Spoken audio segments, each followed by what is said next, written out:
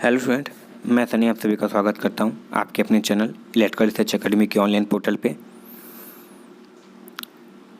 ELP technician के जितने भी सारे प्रीवियस ईयर क्वेश्चन पूछे गए हैं, खासकर जनरल साइंस में, उसको हम लोग देख रहे हैं। जीके का क्वेश्चन करा चुका है, ठीक है, लगभग 500 हम लोग कराया है, ठीक है। उसको पूरा प्लेलिस्ट बनी हुई है, ठीक है, लॉ ऑफ सीरीज करके, उसको जरूर देख लेना। उसमें भी सारे इंपॉर्टेंट जीके के क्वेश्चन है जो प्रीवियस ईयर क्वेश्चन में पूछे गए हैं तुम्हारे, खासकर एलपी और टेक्नीशियन के लिए। और ये भी जो जनरल साइंस के भी क्वेश्चन है, तो यही बहुत सारे क्वेश्चन है जो तुम्हारे प्रीवियस ईयर एग्जामों में पूछे गए हैं, ठीक है। तो सेशन ध्यान से देखना, और प्लेलिस्ट बनते जा रही है, तो चाहो तो पिछला वीडियो भी तुम लोग इसमें देख सकते हो, ठीक है। सेशन स्टार्ट करते हैं, मगर उससे पहले बाबू अगर सेशन पसंद आता है तो लाइक से जरूर कर दिया करो, ठीक है। अगर क्वेश्चन लगता हो कि हाँ सर ये पूछा गया तो चैनल को सब्सक्राइब जरूर कर लिया करो, ठीक है। चैनल को सब्सक्राइब नहीं करते हो तुम लोग, सही है। चलो आज का क्वेश्चन पहला देखते हैं, क्या पूछा गया है कि न्यूक्लियस के अलावा कोशिका के किस अंग में डीएनए रहता है, ठीक है। तो न्यूक्लियस के अलावा जो कोशिका में किस अंग में डीएनए रहता है, तो वो होता है माइटोकॉन्ड्रिया। और माइटोकॉन्ड्रिया को जानते हो क्या बोलते हैं? Power house of the cell बोलते हैं, यानी कोशिका का पावर हाउस बोलते हैं, यानी एक तरीके से पावर हाउस या पावर किचन बोलते हैं। यानी सेल में एनर्जी कहाँ से मिलती है, तो सर वो मिलती है हमारे माइटोकॉन्ड्रिया से ही मिलती है। ऐसे भी क्वेश्चन पूछे जाते हैं, ठीक है, तो याद रखना। दूसरा, बादलों की दिशा व गति मापने के लिए वाला यंत्र कौन सा है? देखते बोलते हैं कि बादल भागत हो पानी नहीं बरसेगा, ठीक है, बादल चला गया। तो जो स्पीड होती है बादलों की नापने की, किस गति पे और किस दिशा में जा रहा है, इसको कैसे नापा जाता है? तो इसके लिए एक यंत्र का प्रयोग करते हैं जिसका नाम क्या होता है? नेफोस्कोप। क्या बोलते हैं? नेफोस्कोप बोलते हैं, सही है।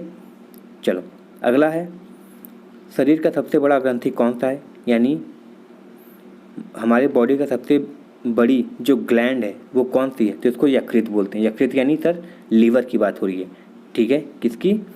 लीवर की बात हो रही है, ठीक है। इसका याद रखना, लीवर ही हमारी क्या होती है? बॉडी की सबसे बड़ी ग्रंथि होती है, सही है। लीवर क्या करता है? हमको पता है कि सारी चीज़ को प्योर करने का काम करता है, प्योरीफाई करने का काम करता है, ठीक है, सही है ना। बोलते हैं लीवर खराब हो गया है, ठीक है, ये सब कहानी है। बेसेमर प्रक्रिया का उपयोग किस में होता है? तो बेसेमर प्रक्रिया जो होती है हमारी स्टील बनाने की प्रक्रिया होती है। जैसे हम लोग यूज़ करते हैं लोहा, मगर उसको स्टील लोहा ही होता है जो स्टील में कन्वर्ट होता है, ठीक है, क्रोमियम ये सब निकल, ये सब मिलाकर। तो जो इस्पात बनाने की प्रक्रिया होती है उसको क्या बोलते हैं हम लोग? बेसेमर बोलते हैं, ठीक है। चलो अगला क्वेश्चन देखते हैं। स्टोरेज बैटरी में किस तत्व का उपयोग किया जाता है? सबको पता है स्टोरेज बैटरी में जो होता है, ठीक है, हम लोग जिंक का प्रयोग करते हैं। किसका? जिंक का प्रयोग करते हैं, ठीक है। देखो याद रखना, किस किस चीज़ का प्रयोग करते हैं स्टोरेज बैटरी में। एक तो मतलब उसका पूछ ले कि किस तरह विद्युत का प्रयोग करते हैं, तो याद रखना सर जी H2SO4 का प्रयोग करते हैं। और वो भी H2SO4 कैसा? डाइल्यूट का प्रयोग करते हैं, सांद्र नहीं, ठीक है, तनु का प्रयोग करते हैं जिसमें पानी मिला होता है। तो इसमें लोग जिंक का प्रयोग करते हैं, ठीक है। चलो अगला, मिठाइयों में जेलेटिन मिलाने का कारण क्या है? मिठाइयों में जेलेटिन मिलाने का कारण क्या होता है? यह सुगंध और स्वाद को बढ़ाता है। जैसे कभी कभी देखते हो छेना में सेंट डाला जाता है, ठीक है, छेना में हो गया, मिठाइयों में सेंट डालते हैं, तो उसका काम क्या होता है? उसका सुगंध और स्वाद बढ़ाता है थोड़ा बहुत, ठीक है।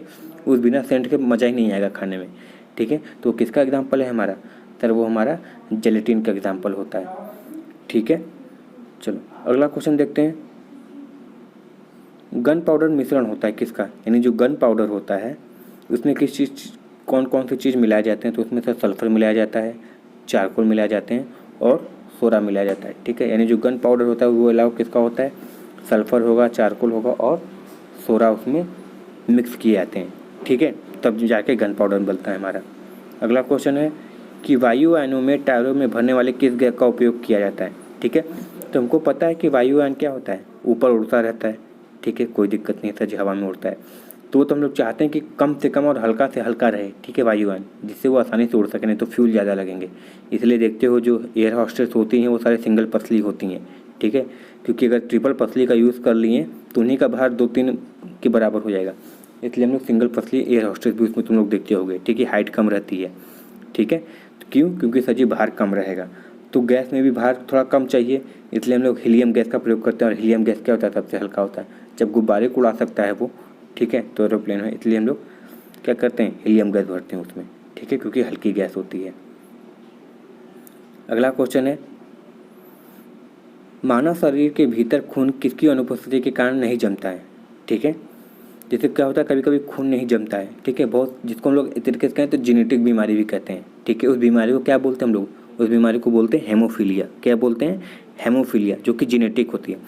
ठीक है, और किसके अनुपस्थिति के कारण, जिसको कभी कभी बोलते हैं सर जी जब विटामिन के की कमी हो जाती है तो हमारे क्या होते हैं, खून का थक्का नहीं जमता है, यानी वो जमता नहीं है खून। ठीक है, एक बार कट गया तो बहता ही रहता है।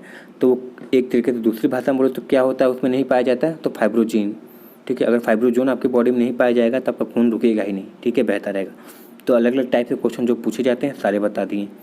ठीक है, चलो आगे देखते हैं अगला क्वेश्चन। दर्पण बनाने के लिए उपयोग में लाया जाता है। ठीक है, अब देखो दर्पण बनाने के लिए मतलब कि जो पीछे की कोटिंग की जाती है।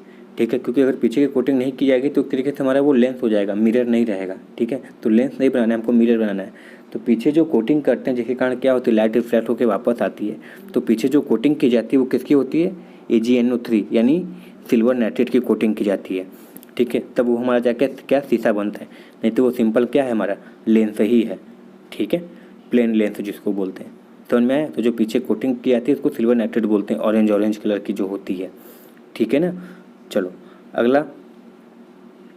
चलो, तुम लोगों ने बहुत महसूस किया होगा कि चमगादड़ आता है तुम्हारे मुंह के सामने से निकल जाएगा मगर तुमसे टकराएगा नहीं। बहुत बार देखे होगे, तुम्हारी बाइक के आगे से, तुम्हारी कार के आगे से आएगा, तुमसे नहीं टकराएगा, बस वहीं से क्या हो जाएगा, हल्का सा घूम जाएगा। ठीक है, सही है ना। तो ये कैसे करते हैं, जो कि अंधेरा है, तो ये कैसे होता है। तो सर क्या होता है कि जब चमगादड़ उड़ते रहते हैं ना तो क्या होते हैं, पराश्रव्य ध्वनियाँ उत्पन्न करते रहते हैं जिसको हम नहीं सुन सकते हैं, क्योंकि अल्ट्रासोनिक और इंफ्रासोनिक बताए थे 20 किलो हर्ट्ज के ऊपर की साउंड हम नहीं सुन सकते हैं और 20 हर्ट्ज के नीचे की साउंड हम नहीं सुन सकते हैं, ये बताए थे ना। तो ये सब जो क्या होते हैं 20 किलो हर्ट्ज के ऊपर वाली तरंग जो होती है चमगादड़ छोड़ते हैं, और क्या होता है उन किसी वस्तु से जाकर टकरा के वापस आता है तो उनको पता चल जाता है कि यार हमारी साउंड जो हम जनरेट किए थे वो टकरा के वापस आ रहा है, इसका मतलब आगे कुछ ना कुछ ऑब्जेक्ट है।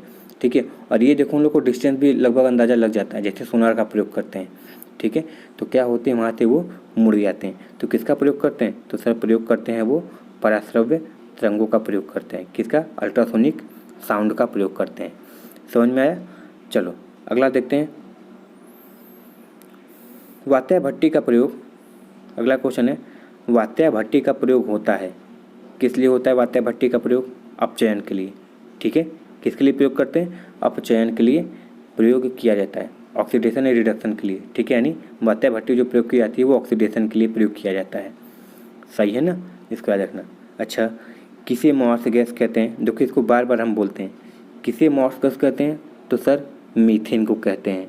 मीथेन नहीं लिखेगा तो सर CH4 लिख देगा, CH4 नहीं लिखेगा तो सर नेचुरल गैस लिख देगा।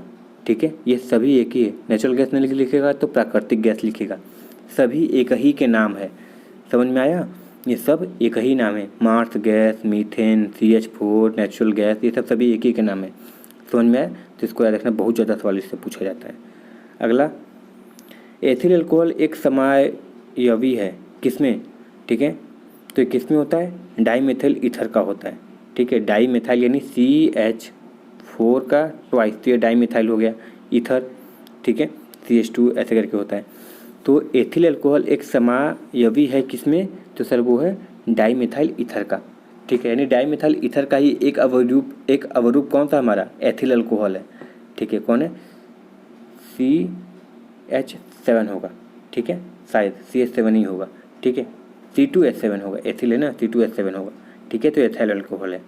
समझ में आया, इसको याद रखना। ये तो थोड़ा पहली बार देखें, मगर जो इसके ऊपर वाला है वो बहुत ज़्यादा पूछा जाता है। ठीक है, ये कभी कभार पूछ लिया है तो पूछ लिया है। चलो अगला, बेकिंग सोडा यानी खाने बनाने में प्रयुक्त सोडा का सूत्र क्या है, तो सर इसको बोलते हैं सोडियम बाइकार्बोनेट। देखो अब यहाँ पे नाम लिख दिया, सॉरी फार्मूला लिख दिया है, तो NaHCO3, इसको बोलते क्या है सर, सोडियम बाइकार्बोनेट। बोलते क्या है सर, सोडियम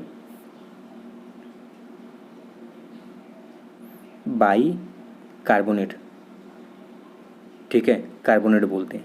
सही है, तो याद रखना ऑप्शन नंबर यही सही है, NaHCO3 या फिर सोडियम बाइकार्बोनेट लिख सकता है।